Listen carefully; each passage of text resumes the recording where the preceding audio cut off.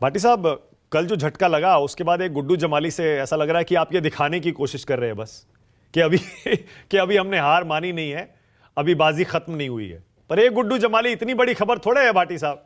Operation lotus जो 6-7 MLA आपके एक साथ ले गया, आप एक गुड्डू जमाली से क्या दिखाने की कोशिश कर रहे हैं?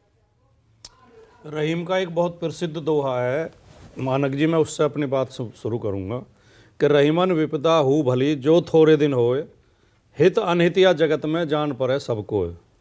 ये जो भारतीय जनता पार्टी जो ऑपरेशन लोटस कह के अपन बहुत खुश हो लेती है और बहुत गर्व करती है, ये जो इन चीज़ों से ये छोटी मोटी जो तिकड़म हैं, चोरी हैं और जो वो है चालाकी करते हैं, इससे कभी राजनीति में लंबे नुकसान नहीं हुए करते थे। शॉर्ट टर्म तो नुकसान हो सकता है, एक राज्यसभा सीट उन्होंने हमें हरा दी, एक राज्यसभा सीट उन्होंने जीत ली, लेकिन कुल मिला के इससे जो है जनता के बीच जो भावना जाती है और जनता में जो संदेश जाता है वो अच्छा नहीं जाता। आज इस देश की हालत ये हो गई है कि भारतीय जनता पार्टी किस तरह की राजनीति कर रही है। बहुत पहले एक नेता ने, नाम लेके बता दूं, शशि थरूर ने एक बयान दिया था जिसमें बीजेपी वाले बड़े लाल पीले हुए थे और बड़ी आलोचना की थी। उन्होंने कहा था कि भारत को हिंदू पाकिस्तान बनाने की कोशिश की जा रही है। ये उनका वाक्य, उनका बयान हूबहू लागू होता है। भारतीय जनता पार्टी के जो प्रयास हैं, जो तिकड़म है, ये चीज़ें हमारे देश में होती नहीं थी। चुनाव होते थे, चुनाव में जैसे जितना जोर लगाना लगाएं, चुनाव हो गए, एक पार्टी की सरकार बन गई, वो सरकार चलती थी, विपक्ष में आराम से लोग बैठ जाते थे। पाकिस्तान से क्यों तुलना कर रहे हैं? पाकिस्तान से मैं इसलिए तुलना कर रहा हूँ, पाकिस्तान कहां से आ गया इसमें? नहीं, मैं इसलिए तुलना कर रहा हूँ, पाकिस्तान में यही तो हुआ है। सरकार तो होता ही नहीं है, सरकार पलट देना, सरकार को गिरा। सरकार वहां क्या सरकार ही नहीं होती है वहां? हाँ, तो क्या बिल्कुल, सरकार होती बिल्कुल, वहां लोकतंत्र नाम की कोई चीज है ही नहीं। वहां पर वहां सेना हस्तक्षेप करती है, लेकिन हस्तक्षेप क्या करती है? वही चलाती है। होता क्या था, नेता को जेल भेज देना, प्रधानमंत्रियों को फांसी तक लगाई उन्होंने, फांसी तक पर लटका दिया अपने। अच्छा, एक बात बताइए और ईमानदारी से दिल पे हाथ रख के बताइए, बीजेपी ने आपके एमएलए तोड़ लिए, क्रॉस वोटिंग करवा दी, तो वो ईडी से बिक गए, हिंदू पाकिस्तान हो गया। आप गुड्डू जमाली को क्यों ले आए? फिर बताइए। वो आ गया तो वो अंतरात्मा की आवाज पर आ गया। पहली बात तो हमारी सरकार नहीं है कि हमको डरा के उन्हें ले आए। दूसरी बात, वो किसी संवैधानिक पद पे नहीं है। और गुड्डू जमाली का अगर जो उन्होंने जो पार्टी ज्वाइन करते हुए जो भाषण दिया, अगर वो आप सुन लें, बहुत थोड़ा सा छोटा सा भाषण है। हाँ।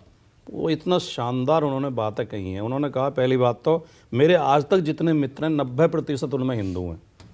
मैं आज जो हूँ हिंदू सहयोगियों की वजह से, हिंदू मित्रों की वजह से हूँ।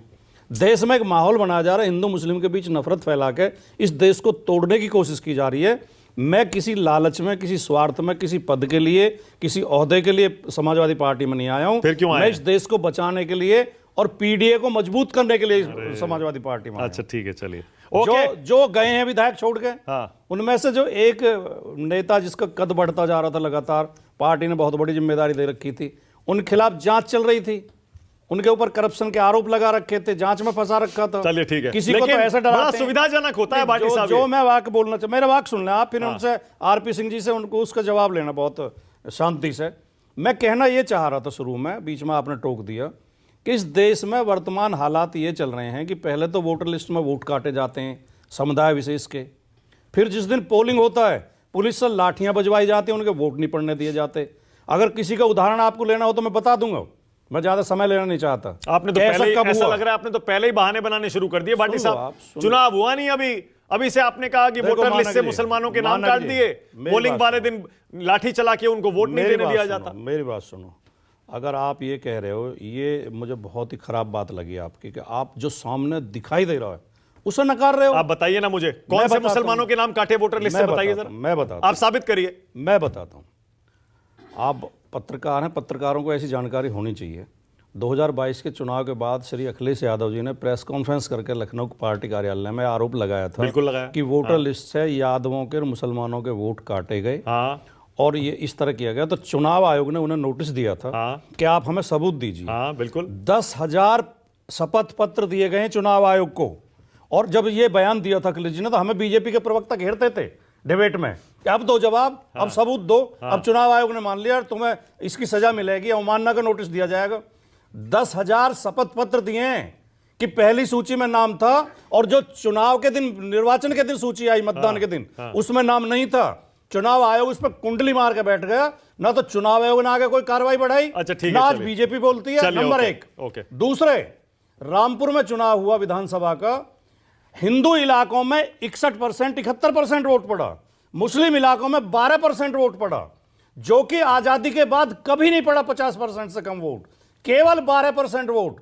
और सैकड़ों वीडियो सोशल मीडिया पे थे, पुलिस हर नुक्कड़ पे अच्छा, खड़ी ठीक थी। है, ओके, नहीं, ओके। आप मुझे आरपी टोका सिंह इसलिए सुन नहीं, लिया। नहीं, एक मिनट, और इसका जवाब या तो आप दें या बीजेपी। आरपी सिंह देंगे, मैं कहां से दूंगा जवाब? मैं तो सिर्फ फिर इतना मेरा जानता हूं, वाक्य सर। पूरा होने दें, मैंने मेरा वाक्य पूरा अरे होने रुकिए दें। ना, मुद्दे पर आ नहीं, जाते नहीं, हैं मेरा ना। कृपया वाक्य पूरा अरे होने दें। आप